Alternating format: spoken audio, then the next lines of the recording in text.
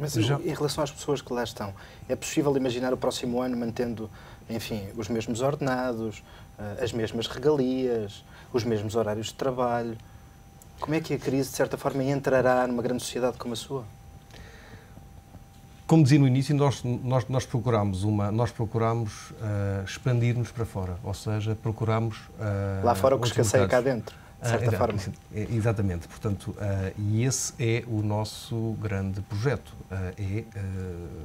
Em Portugal, de facto, é difícil crescer e, portanto, procuramos crescimento lá fora. Por outro lado, cá dentro, pelo facto de, e eu penso que isto se aplica a todos nós, o António já fez menção a isso, pelo facto de a PDMJ ser uma cidade que, no fundo, que está em todas as áreas do direito, portanto, está em todas as áreas de prática, o que nós sentimos é que a baixa de umas áreas tem correspondido ao crescimento de outras. Contencioso, por exemplo? Contencioso cresceu muito, a área laboral cresceu muito e tem surgido um fenómeno interessante que é a colaboração entre as áreas que têm menos atividade com as áreas que têm mais. E esse tem sido um remédio interessante para fazer face aos tempos difíceis. Do ponto de vista prático, isso quer dizer um desvio de equipas ou de especialistas de uma área para outra, conseguindo dar resposta às áreas onde há maior procura? Vou-lhe dar um exemplo concreto, que acontece com cada vez mais frequência. A insolvência, e eu conheço bem porque é a área que eu mais me dedico, a insolvência tem trabalhado muito com as equipes de M&A, por exemplo. A insolvência na componente de reestruturação tem trabalhado muito com as equipes de M&A. Antigamente isso não acontecia. É evidente que havia menos insolvências e, portanto, também menos reestruturações no tribunal ou na conciliação à entrada do tribunal. E o aporte que as equipas de M&A trazem para a equipa de insolvência é impressionante. E o mesmo se diga, por exemplo, com a área laboral. Também o aporte que trazem nestas negociações mais complexas é importante. E este mecanismo, este remédio, como eu dizia há pouco, tem resultado muito bem. Espero que, nos tempos que se avizinham, continue a resultar, porque, como eu dizia, o nosso grande ativo são as pessoas, quer dizer, as sociedades de advogados são sociedades de pessoas, e é esse ativo que temos de preservar o mais possível e puxar pela excelência. Quanto mais, mas a perspectiva relativamente a 2012, nessas áreas, há de ser, com certeza, de ainda crescer mais, com a conflitualidade que aí se avizinha, com cada vez mais insolvências. É verdade. Nós temos sentido muito isso e temos sentido, por outro lado, e falando um pouco dos clientes, por parte dos clientes, um grande interesse pela reestruturação. E, portanto, cada vez mais estas áreas... Não é mais do que interesse, não chega a ser uma enorme necessidade para essa reestruturação.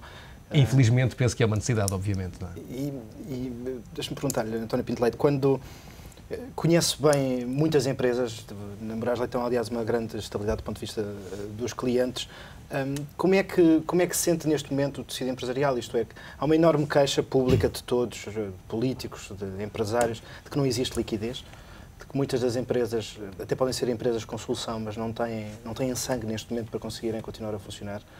Como é que se dá aqui um golpe de asa? Como é que se quebra este ciclo que, além de vicioso, nos acaba por reforçar neste contexto de recessão, como se prevê o próximo ano?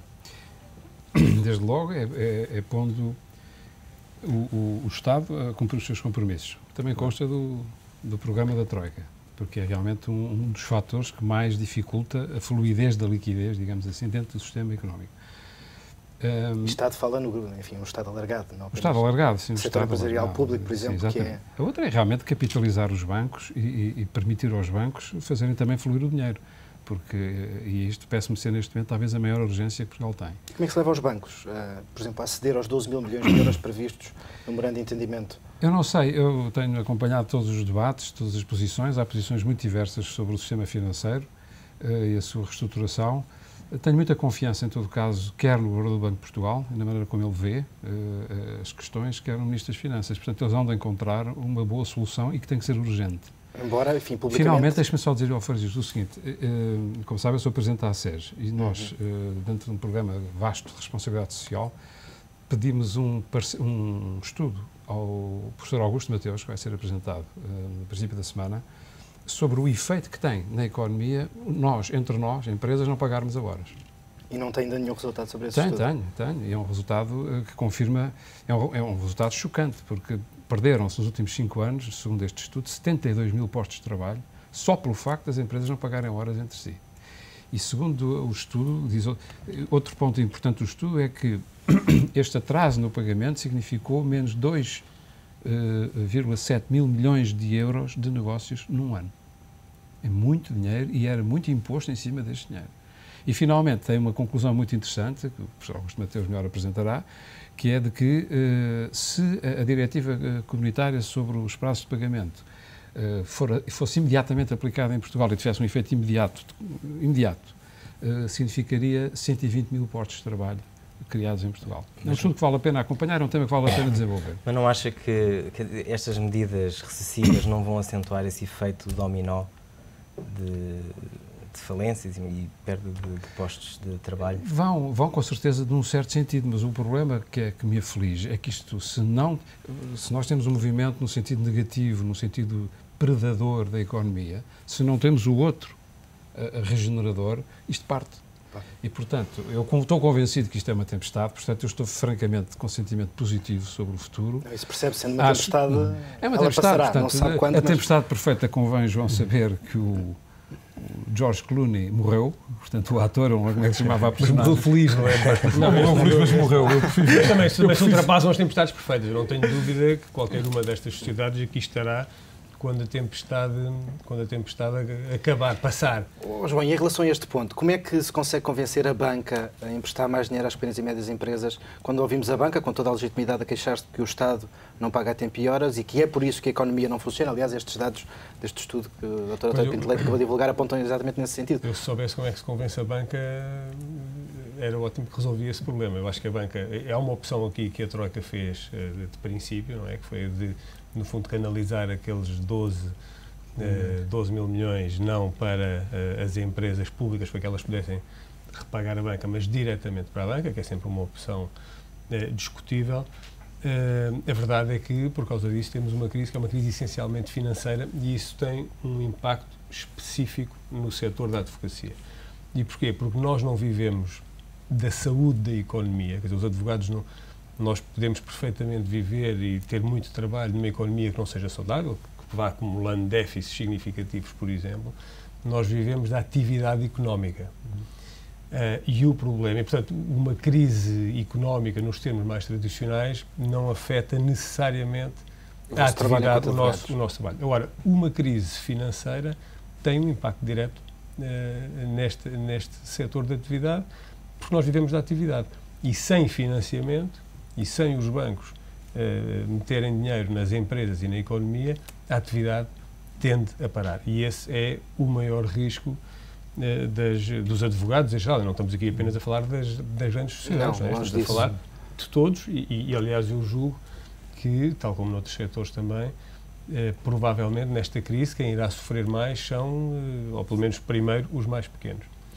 Há, todavia, aqui também uma nota que me parece importante, de algum pouco otimismo, que é o facto de, com toda a probabilidade, os advogados irem sentir primeiro os efeitos positivos do fim da crise. Portanto, eu julgo que nós seremos dos primeiros a conseguir sentir os efeitos positivos do fim desta tempestade, porque assim que houver injeção de fundos na economia e assim que se começar a gerar alguma atividade, os advogados serão dos primeiros a sentir isso, não é? Enquanto que o retorno económico e social desses investimentos e desses financiamentos se sente a um prazo muito posterior. Portanto, aí também penso que estamos numa situação favorável relativamente a outras indústrias e outros setores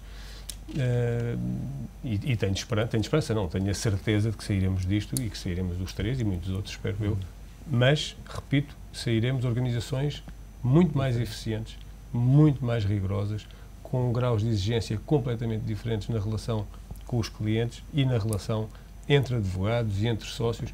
Eu penso que vai haver aqui uma purga que não é só nos advogados, é em todo o país e que é necessária e que tem muito a ver com a necessidade que nós temos de melhorar a produtividade e aumentar a produtividade em todos os setores. João, já agora estava a falar relativamente aos sócios e há pouco também referiu que será necessário, no fundo, reorganizar as expectativas de carreira de quem é associado e, no fundo, quer dentro de uma perspectiva de subida ou de ascensão dentro da sociedade, atingir eventualmente o estatuto de sócio, acha que essa reestruturação, esta paralisação, este status quo irá fazer com que haja muita gente ou algumas pessoas a saírem para procurar projetos mais pequenos? Eu não quero uma resposta rápida que vamos... Eu não quero pôr a adivinhar o futuro. Eu julgo que os tempos vão ser muito mais exigentes e muito mais rigorosos. Portanto, há uma certeza que tenho, que é de que as carreiras vão ser mais difíceis do que foram até aqui. Porque o crescimento da economia não vai ser, dos escritórios de advogados, não vai ser o mesmo que foi até aqui. Regressamos então dentro de momentos, vamos fazer um curto intervalo. O Direito a Falar regressa já a seguir.